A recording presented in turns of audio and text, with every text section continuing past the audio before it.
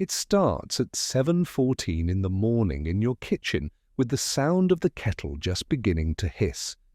You were scrolling half awake through notifications when your phone vibrates harder than usual. A shrill tone you have never heard before fills the room. You glance down. The screen shows one line that does not feel real. Ballistic missile threat. Seek immediate shelter. This is not a drill. For half a second, you just stare. The kettle clicks off. Somewhere outside, a distant siren begins to rise and fall, thin through the window glass. In the hallway, your wall clock keeps ticking like nothing has changed. Your first thought is automatic. Is this a mistake? Your second thought is worse. If it isn't, what do I do? You reach for the blind, halfway ready to look outside, then you stop. The voice in your head shifts from confusion to instruction. Close the blinds, step away from the glass. You have seconds to decide whether you run or whether you survive. The coffee mug sits on the counter where you set it down.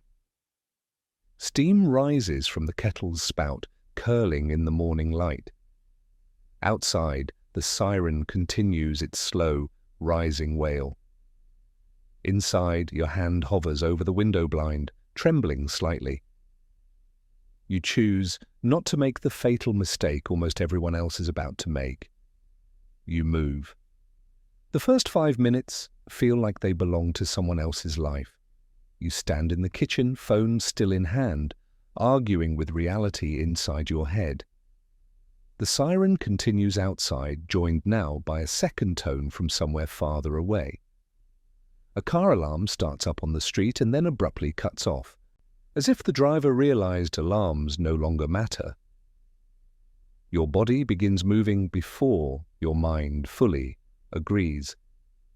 You silence the kettle with one quick motion, though it has already clicked off.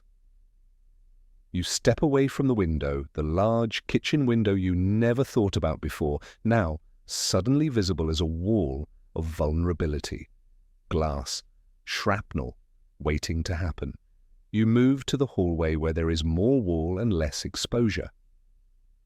Your hand finds the phone charger plugged into the outlet by the door. You grab it. Then you see the water bottle on the counter and take that too, tucking it under your arm without conscious thought. The calm voice in your head speaks clearly now. If a nuclear detonation is incoming and you are within a city's reach, you do not have time to flee.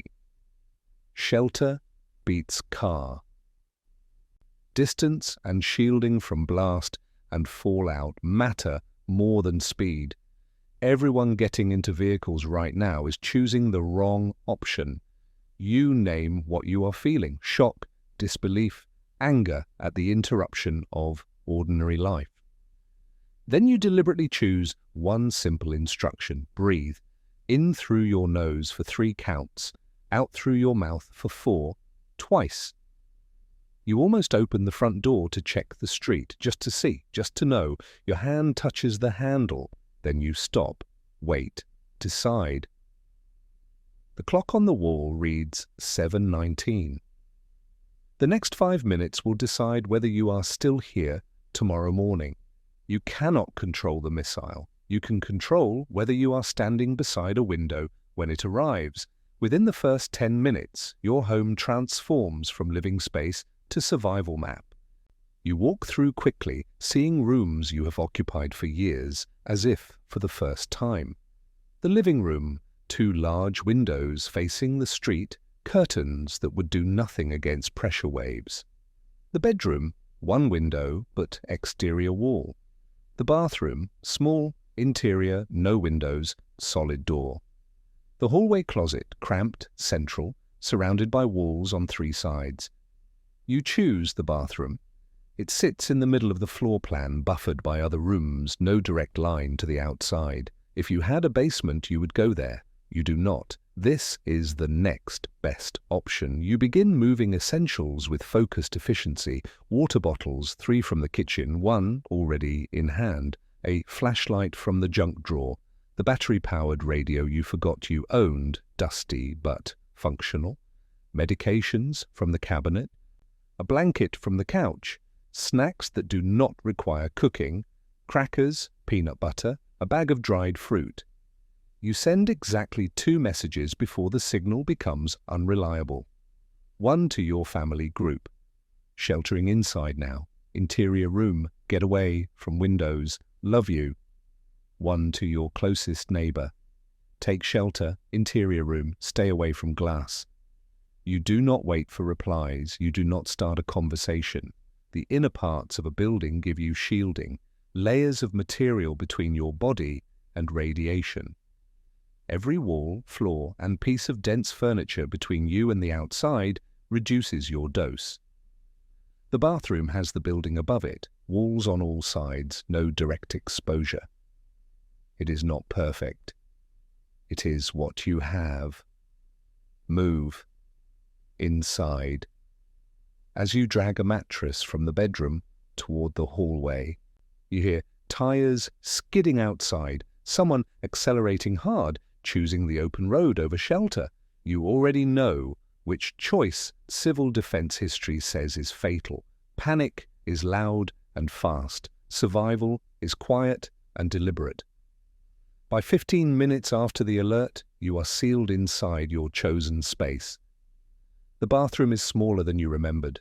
The light is dimmer here, the sound more muffled. You can still hear the distant siren through the walls and faintly. A neighbor shouting something you cannot make out. The toilet sits cold and white in the corner. The shower curtain hangs motionless. You have turned this ordinary room into a shelter. You close the bathroom door firmly. Then you close the hallway door beyond it, adding another layer between yourself and the exterior. You pull the heavy dresser from the bedroom, straining, sweating, and wedge it against the door that leads toward the living room's large windows.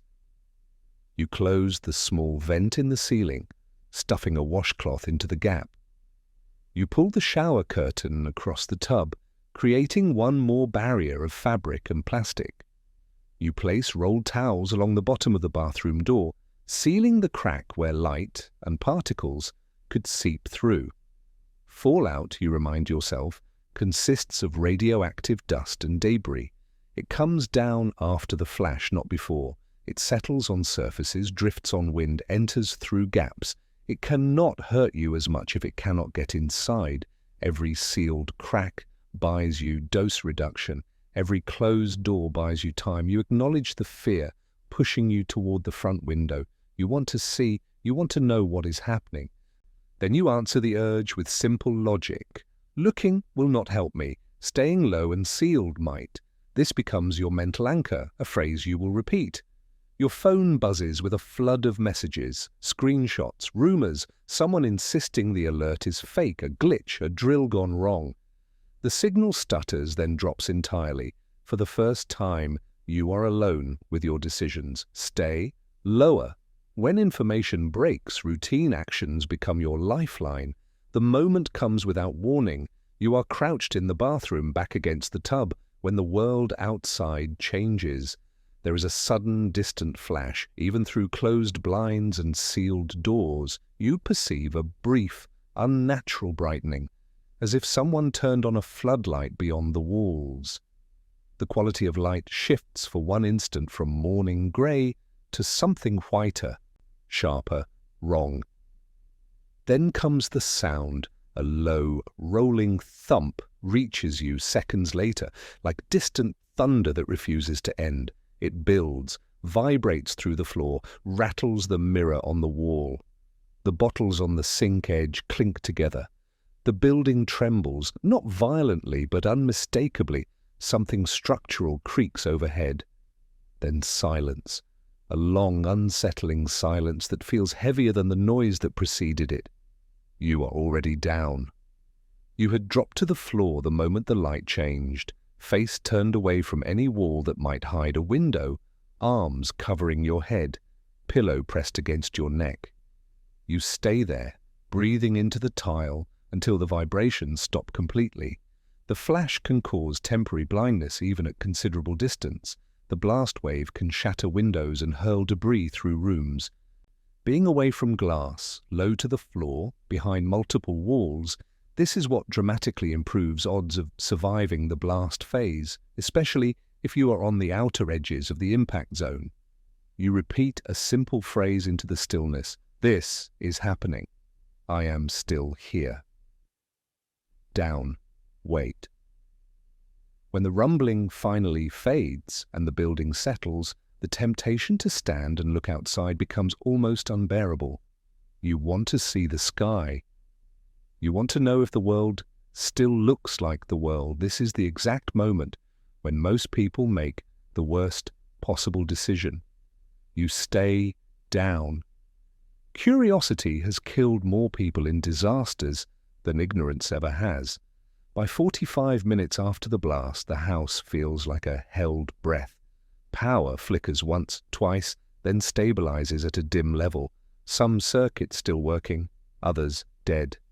Your phone shows no data connection, no signal bars, just a battery indicator slowly draining.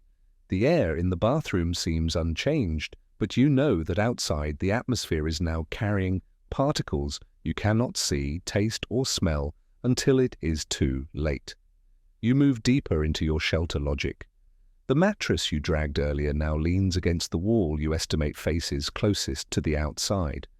You stack books from the hallway shelf along its base, heavy hardcovers, encyclopedias you never read, a dictionary that now serves as radiation shielding. You add filled water bottles, creating a barrier of dense mass. You place your largest suitcase packed with winter clothes against the door. Radiation strength drops rapidly with distance and material density. Every inch of mass between you and the fallout outside absorbs and scatters particles.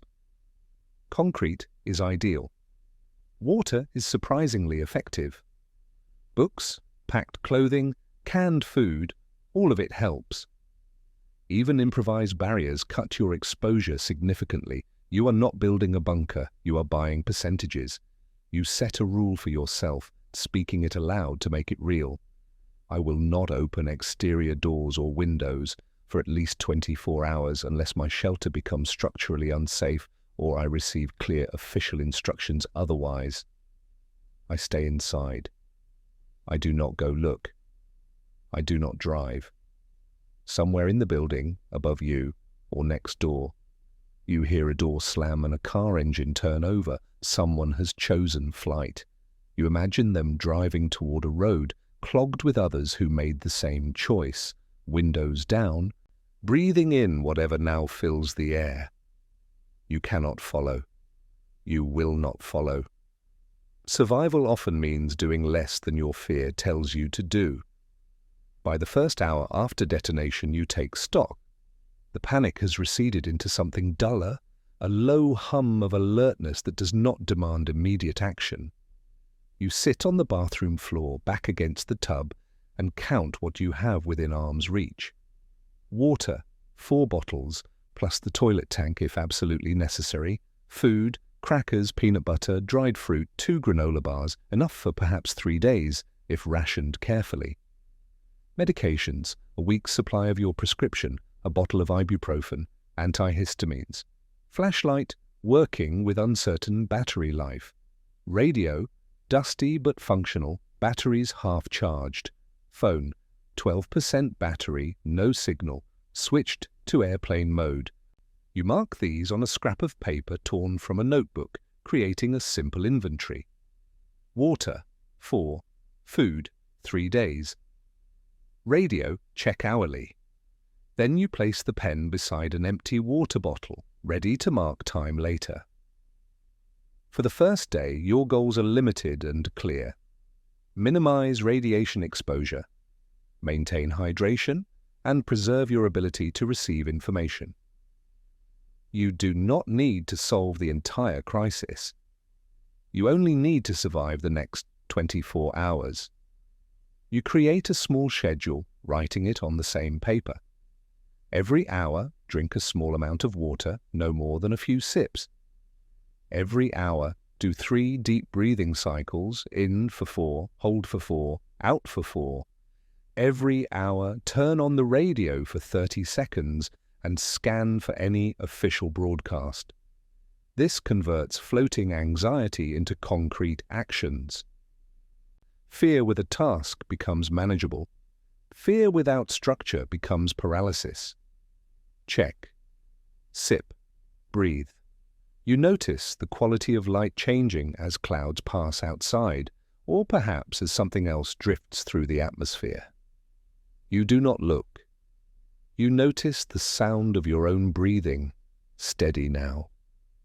You feel the rough texture of the towel you stuffed under the door, the cool tile beneath your legs. You realize you have not checked a window. You also realize you are still alive exactly because you have not. Discipline is just a set of small decisions made on purpose over and over. By the third hour, the initial adrenaline has faded into something heavier. Time feels elastic now, minutes stretching into what seems like hours, then collapsing suddenly when you check your watch and realize only 20 minutes have passed. The bathroom has become your entire world. Tile floor, porcelain fixtures, the mattress leaning against one wall, the stack of books and water bottles forming your improvised shield. You turn the battery radio on for a few minutes at the top of each hour, scanning slowly through frequencies, listening for any official emergency broadcast. At first you get only static, a hissing, empty sound that feels louder than silence. Occasionally, distant voices break through, fragmented and unclear, speaking in tones you cannot quite interpret. You switch your phone to airplane mode to preserve battery, turning it on only briefly every hour to check for new alerts. Nothing comes through. The network is either overloaded or damaged. You write down the time of each check on your scrap of paper, creating a record that proves time is still passing even when it does not feel that way. In a nuclear event, ground truth arrives slowly and incompletely. Emergency broadcasts and government alerts may be your only reliable guidance, and they may take hours to stabilize. Battery life equals options. Every percentage point of charge you save now is a message you might receive later. You confront the loneliness directly, naming it aloud. I feel alone. That does not mean I am abandoned. You acknowledge the guilt that surfaces, the neighbors you did not check on, the family members you cannot reach, the uncertainty about who else made the right choices. Then you answer it with logic. Running outside to help would help no one if it gets you exposed. You cannot assist anyone tomorrow if you do not survive today. Hold. Wait. The room feels slightly warmer now, the air thicker. Your throat is dry despite the water you have been sipping. The radio's static has a metallic quality, a hiss that seems to change pitch when you move the dial. Then, in the third hour, a brief broadcast finally cuts through, a calm, measured voice repeating a message you have already chosen to follow. Shelter in place, remain indoors, do not travel, await further instructions. You realize you are already doing the right thing. You were right before anyone confirmed it. The hardest part of discipline is the hour before someone tells you that you were not wrong. By 6 hours after the blast, dusk approaches. The quality of light seeping under the bathroom door changes gradually from the grey of overcast morning to a dim orange glow, and finally to darkness. You track this transition without looking directly, noting how the thin line of illumination beneath the door shifts color and then fades entirely. Outside, there are fewer sounds now.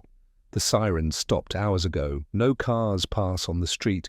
No voices carry through the walls. Only occasional wind and the creaks of a building settling into night reach your ears. The silence is not peaceful. It is the silence of a world holding its breath. The urge to look hits you hard as darkness falls. Something primal insists that you need to see, need to know what the sky looks like, whether fires burn on the horizon, whether the neighborhood still exists. Your hand actually moves toward the door before you catch yourself. You do not peek through the blinds. You do not open the door just to crack. Instead, you add a second line of towels to the gap beneath the door, checking that your improvised seal remains tight. You adjust the mattress, ensuring it still covers the wall you identified as most exposed. You eat a small, measured portion, 4 crackers, a spoonful of peanut butter, and drink a modest amount of water, marking the bottle with a pen line to track consumption. Then you stretch your arms and legs carefully in the cramped space, working out the stiffness that has settled into your joints from hours of sitting. Fallout intensity is highest in the first hours after detonation and decreases rapidly over time. The particles that settled outside are most dangerous now in these early hours. Staying inside during this period is one of the most effective survival choices you can make. Breaking shelter now would undo most of what your earlier discipline achieved. Stay down, do not open. There is a sudden knock somewhere in the building, a door, perhaps a neighbor calling out. Your heart surges toward the handle. Every instinct screams to respond, to connect, to help. Your hand does not move. You whisper to yourself, compassion is real, so is physics. I cannot help anyone later if I expose myself now. The knocking stops. The silence returns. Between 8 and 10 hours after detonation, deep night settles over everything. The bathroom is now completely dark except for the narrow beam of your flashlight, which you use sparingly, a few seconds at a time to check supplies, adjust your position, or locate the radio dial. Every house sound is amplified in the darkness, pipes ticking as temperature changes, beams settling with small creaks, distant thumps that could be anything or nothing. You prepare for sleep in shifts, though true sleep feels impossible. You loosen your belt, adjust your position against the mattress to reduce pressure on your hip and shoulder. You create a simple night routine, marking it on your paper. 1 check of the radio, 1 sip of water, 3 deep breaths, then eyes closed for 20 or 30 minutes at a time. You do not expect rest. You aim only for small pockets of recovery, moments when your body can repair itself, even if your mind refuses to fully disengage. Your body and mind function better under stress when you alternate periods of rest with brief, purposeful activity. Exhaustion leads to impulsive decisions. Fatigue makes the urge to break shelter feel more reasonable than it is. Staying rested, even minimally, is part of staying disciplined. You silently repeat a phrase before closing your eyes. I only need enough strength for the next hour. The smell of closed air fills your nostrils, stale, warm, faintly metallic. Your skin feels sticky against the tile. The blanket you pulled from the couch is rough against your arms. These sensations ground you in the present moment, reminding you that you are still here, still breathing, still making the right choice. Rest a little. Still here. Just before you drift towards something like sleep, the radio crackles with something new. A stronger signal, a repeated emergency frequency, a voice reading coordinates and instructions you do not fully understand, but that carry the unmistakable tone of organized response. There is structure forming in the chaos. Someone, somewhere, is beginning to coordinate. You mark the time on your paper, 10 hours. Radio signals stronger, then you close your eyes again. Survival is rarely comfortable. It is often just barely enough. That is still enough.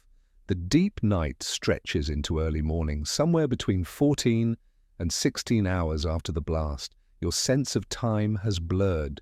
You mark another water bottle with your pen, writing simply "night" on the plastic. Your body aches from the confined posture, from sleeping in fragments on hard tile, from the tension you have carried in your shoulders since the first alert sounded a lifetime ago. Your mind cycles through memories and scenarios, replaying the morning, imagining alternatives, constructing futures you cannot predict. You interrupt the spiral with movement. Every couple of hours, you gently flex your joints, ankles, knees, wrists, neck, working through the stiffness that settles into muscles held too long in one position. You check the radio on the hour, listening more carefully now as broadcasts become clearer and more organized. The voices on the radio speak of affected areas, of radiation levels, of shelter duration.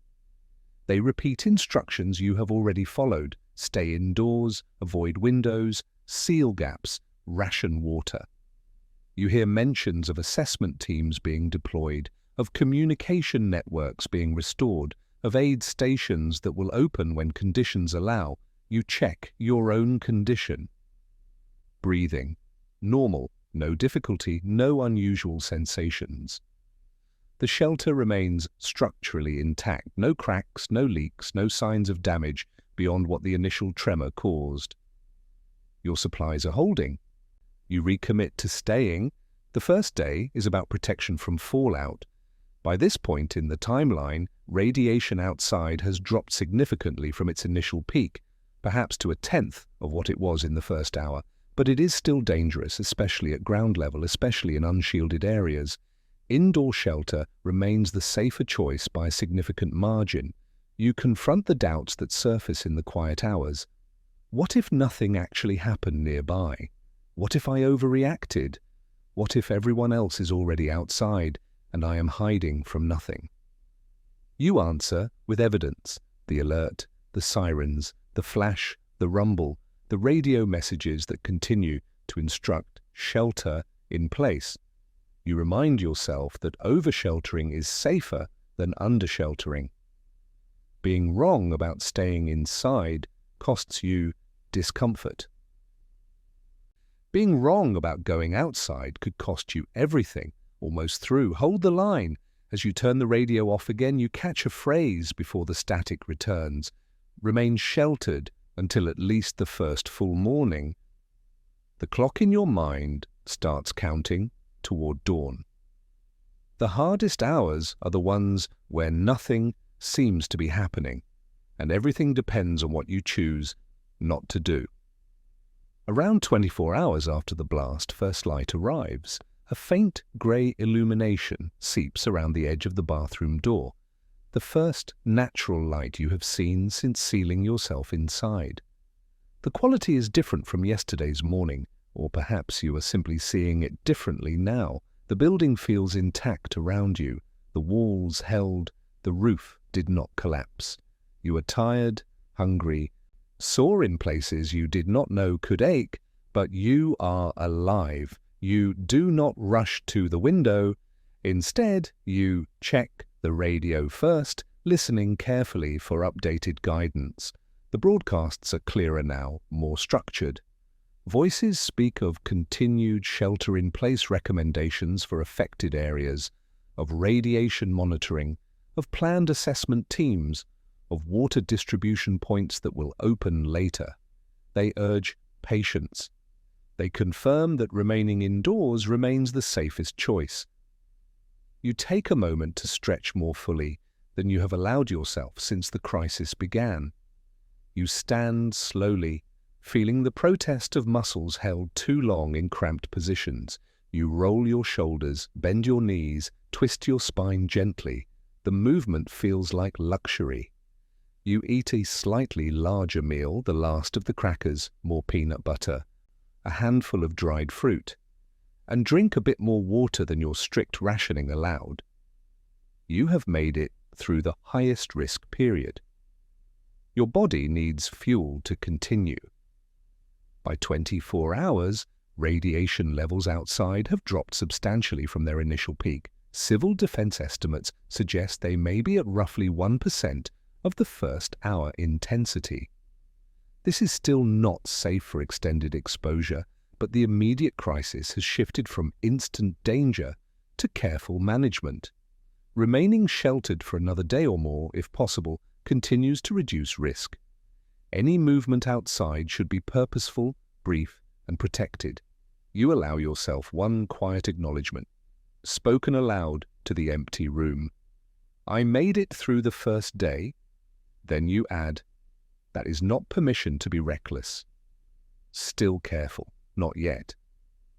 A more structured broadcast announces planned assessment teams moving into affected areas and urges residents to stay sheltered, conserve water, and await localized instructions. You realize that the private strategy you developed alone in your bathroom has now become public policy. You were not guessing, you were preparing. The moment you feel safest is often the moment you most need to maintain your guard. By late morning of day 2, you can think beyond the next hour. The world outside remains damaged and uncertain, but the immediate crisis has shifted from the threat of instant death to the reality of long-term disruption. Your bathroom shelter, cramped, uncomfortable, now slightly odorous from 24 hours of occupation, has done its job. The question now is what comes next. You sketch a simple plan on your paper. Writing in clear letters you can reference later. Continue sheltering until either 72 hours have passed or official broadcasts direct movement. If structural damage or critical supply shortage forces you to leave the sealed room. Before then, you will follow specific protocols. You write them down, cover nose and mouth with cloth, a t-shirt, a towel, anything that filters particles. Wear long sleeves and pants to minimize skin exposure. Move quickly and directly, avoiding dust and standing water. Remove outer clothing at the door when returning, placing contaminated items in a sealed bag away from your shelter space. Do not touch your face until you have washed your hands thoroughly, limiting time outside, maximizing distance from fallout sources, and removing contaminated clothing immediately upon return. These simple steps reduce long-term radiation dose significantly. You are not trying to achieve perfect safety. You are trying to shift the odds in your favor with every small choice. You accept that difficult decisions may come. If neighbors need help, if supplies run critically low, if structural damage worsens, you may face choices between helping others and protecting yourself. You decide now, while you can think clearly, that you will help where you can without breaking the core safety principles that kept you alive. Plan, protect. You look at the empty water bottle marked Day 1, rationed, and realize it has become an artifact of your decision. The pen marks on its side track every sip you took, every hour that passed, every moment you chose to stay instead of run. It is not much to look at. It represents everything. The transition happens faster than you expect, from emergency reactions to long-term survival habits. Yesterday you were managing minutes. Today you are planning days. That shift is survival beginning to work. By the end of day 2's morning, you sit in the same space that felt like a prison yesterday. The bathroom tiles are familiar now. The arrangement of supplies, water bottles lined against one wall, food in a neat pile, radio within arm's reach, flashlight beside the door, has become a small system you understand completely.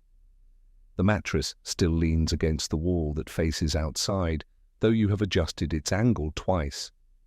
The towels remain stuffed under the door, slightly damp now but still in place.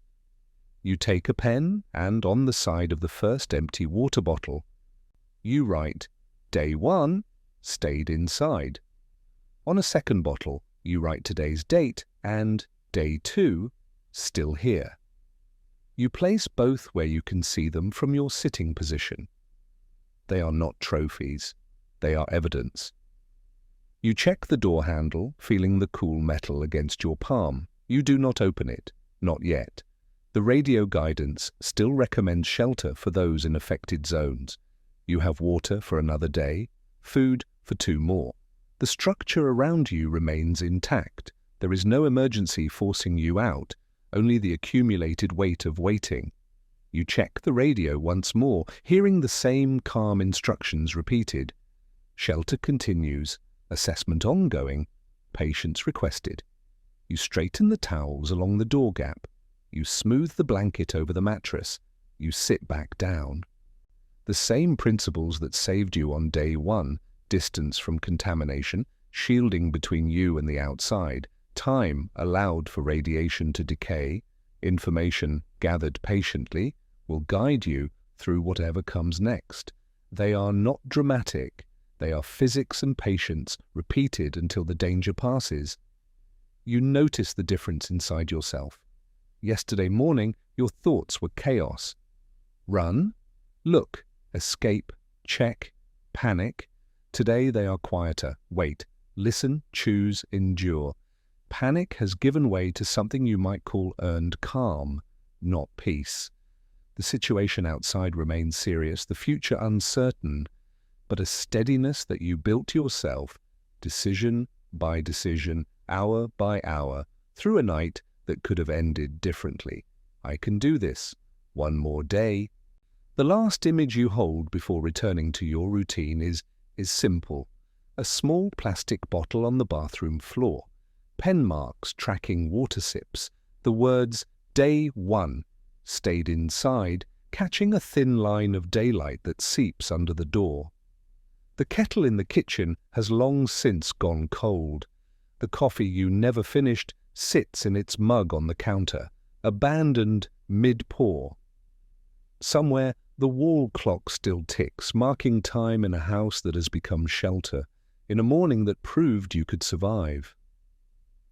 Outside, the world has changed. Inside, you learned that you could too.